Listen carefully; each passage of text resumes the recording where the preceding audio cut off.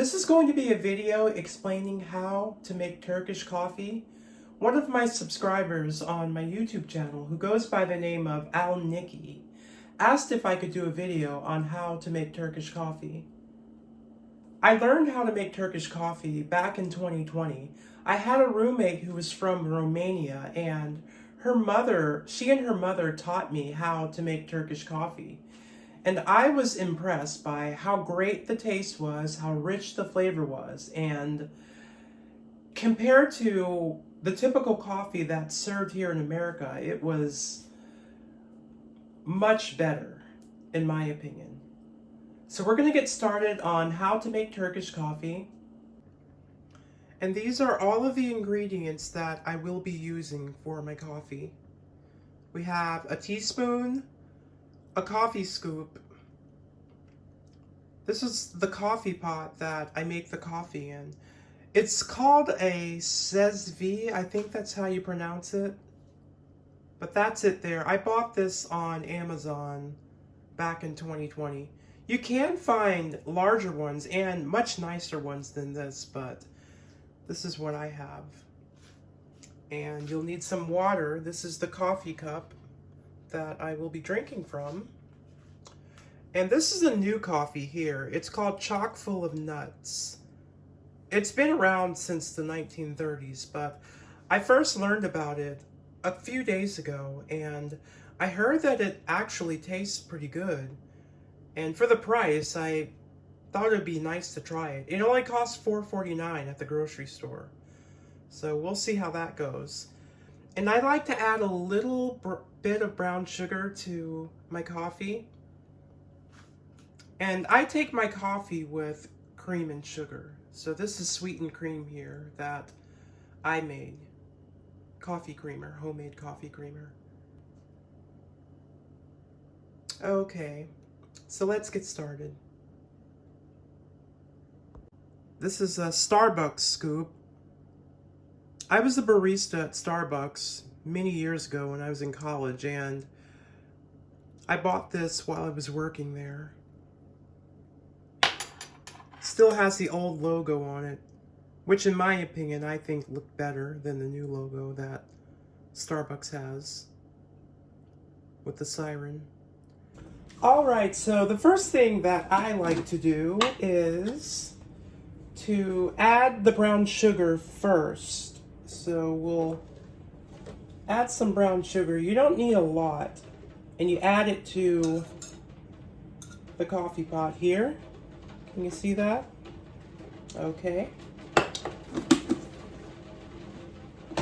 And I do apologize. It just started raining. That's probably rain that you're hearing in the background. Okay, so next you'll add your water. All right. I think I should have used a measuring cup. I think that would have been better. I spilled water everywhere. That's okay. It's just water.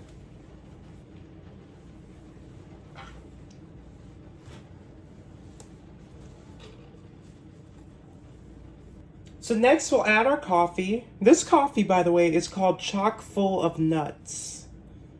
There's actually a story about the company on YouTube, and it tells of the history of the company, which I found to be pretty interesting.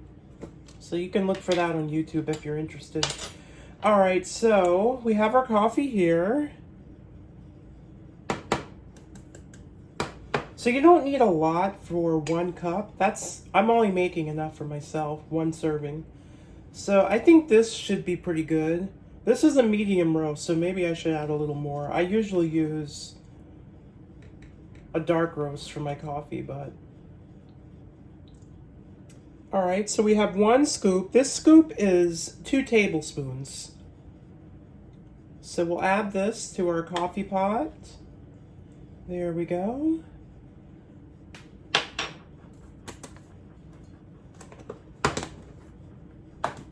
So next, we'll place our coffee on the stove, and let's see, we'll turn it on.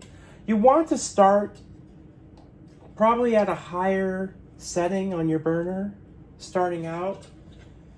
And you'll want to start by giving it a stir, like so. And you'll stir slowly.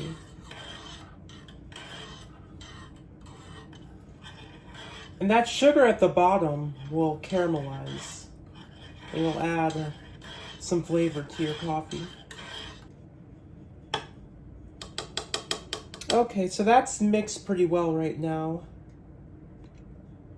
We will let the coffee heat up. And occasionally you'll give it a stir, a slow stir, like this.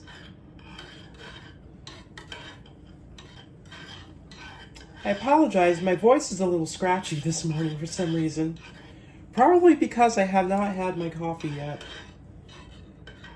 I usually have maybe a cup a day. Some days I'll skip, but if I skip coffee, I go into a caffeine withdrawal and I get a headache. Because I'm accustomed to having coffee. But usually during the warmer months, I make homemade iced coffee. I have that instead. And iced coffee is less acidic than hot coffee. So we'll let this heat. We'll probably turn it down a notch. There we go. And it's good to keep an eye on your coffee while you're cooking it, while you're heating it. Because if this boils over, it creates a big mess. It'll burn the coffee and your house will smell like burnt coffee. And we do not want that. And I also forgot to mention, you will need this too. A strainer or a colander. This will separate the coffee from the coffee grounds. Okay, we'll give it another stir. Remember, a slow stir.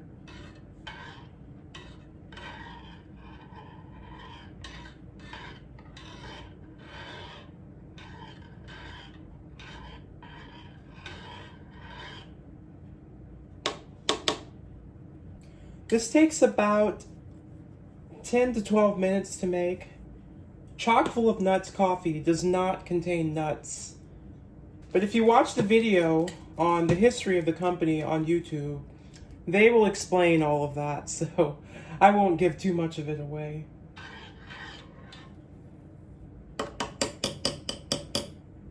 So with the price of everything going up lately, I've been buying my coffee from Aldi's.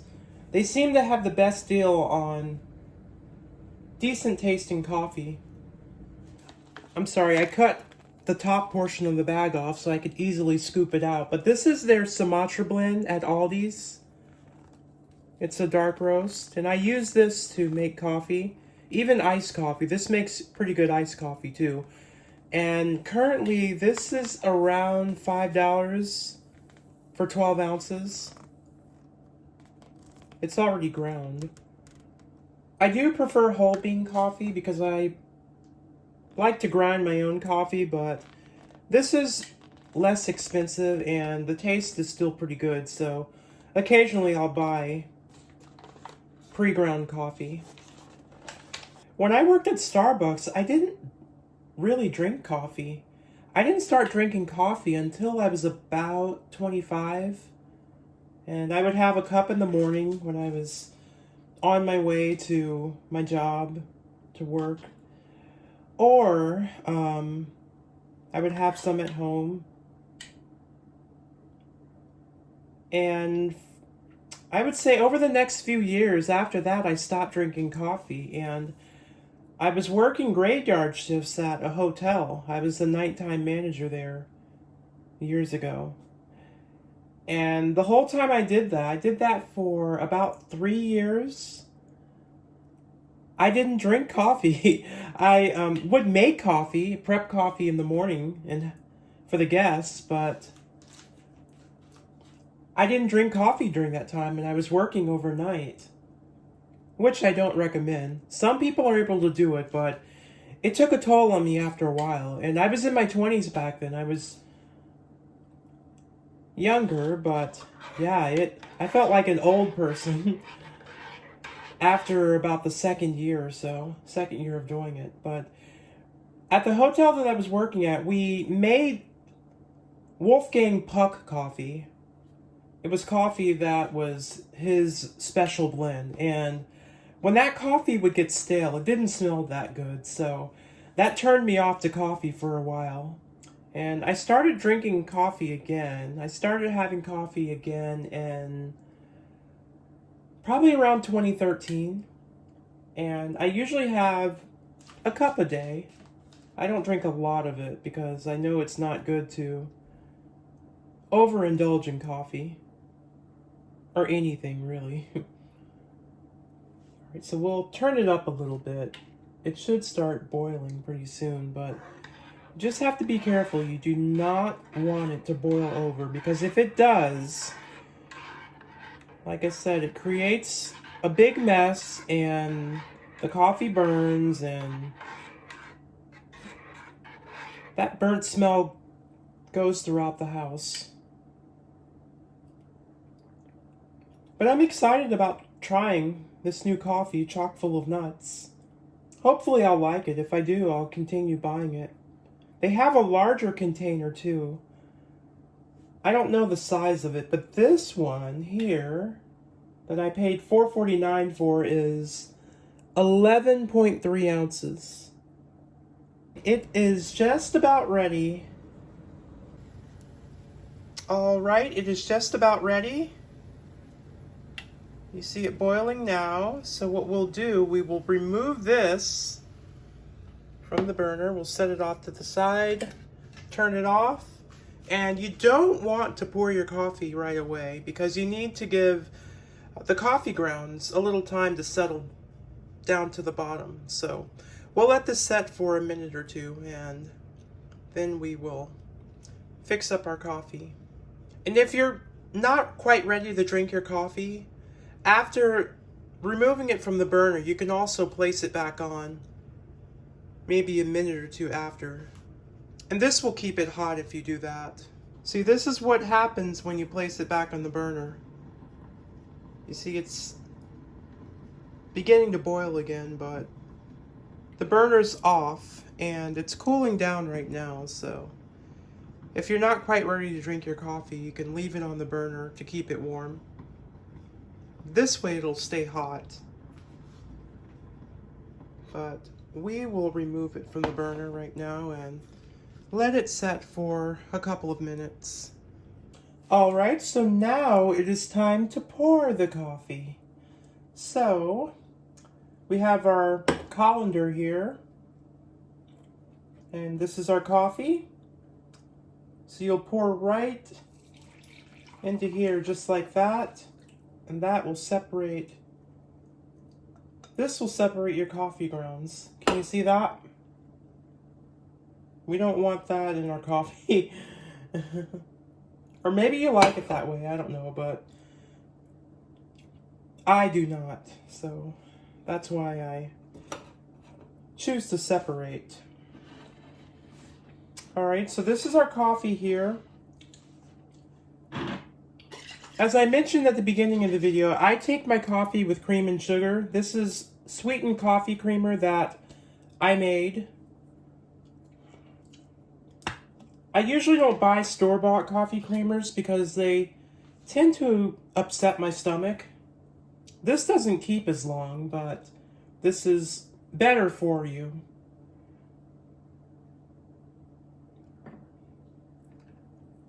Okay, so we're adding our creamer. Give it a stir. Can you see that?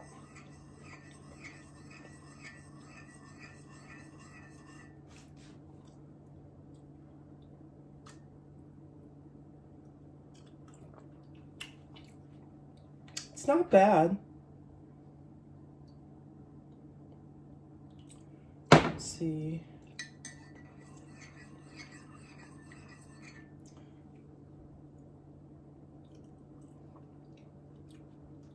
No, this isn't bad at all. I kind of like it. Needs a little bit more creamer.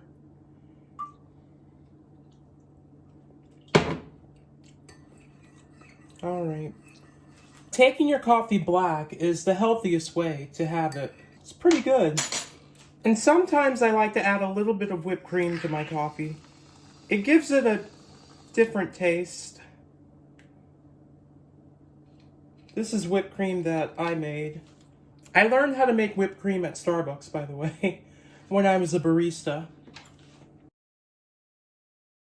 And this is it.